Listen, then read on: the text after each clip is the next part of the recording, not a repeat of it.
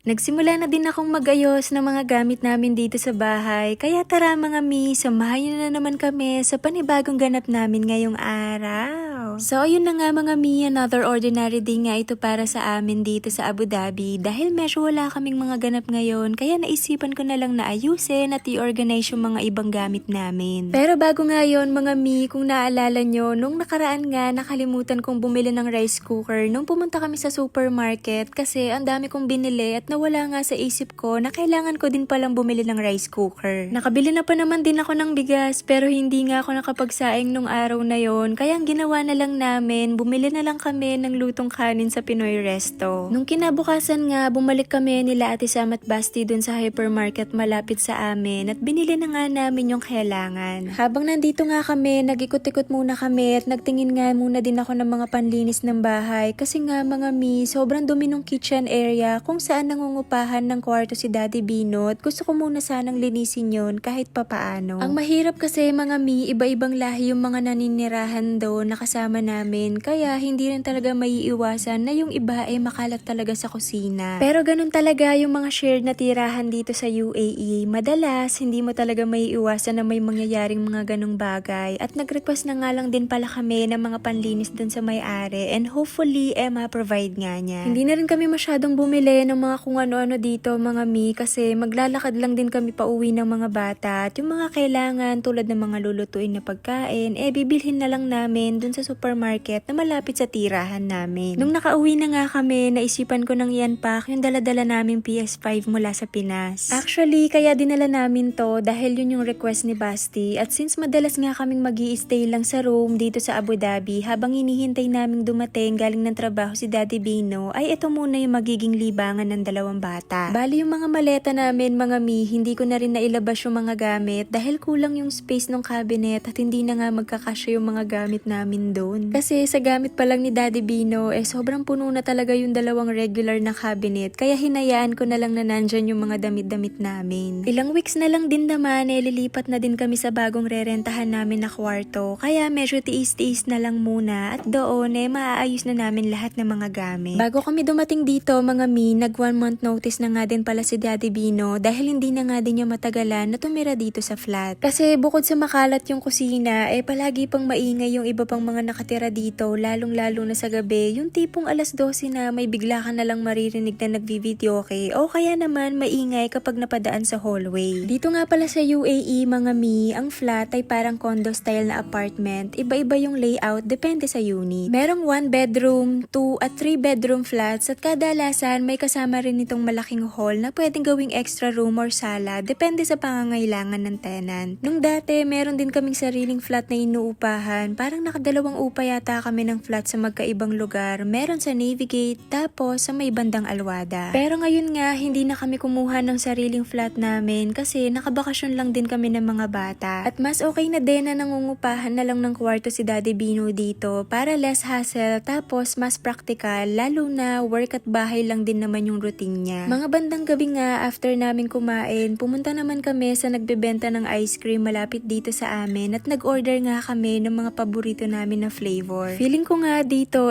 mananaba kami dahil anytime nga makakabili kami ng pagkain at ang dami nga talagang kainan na walking distance lang. After namin kumain ng ice cream, nag-decide kami na magpahangin at maglakad-lakad sa may pasyalan. Sa may Rim Central Park nga pala kami pumunta at nasa 10 to 12 minutes nga din yung biyahe mula dun sa tinitirahan namin. Sobrang ganda ng view dito mga mi, habang naglalakad talagang nakaka-relax tapos tabi pa to ng dagat kaya sobrang presko talaga. Yun lang, Momshi, masalama!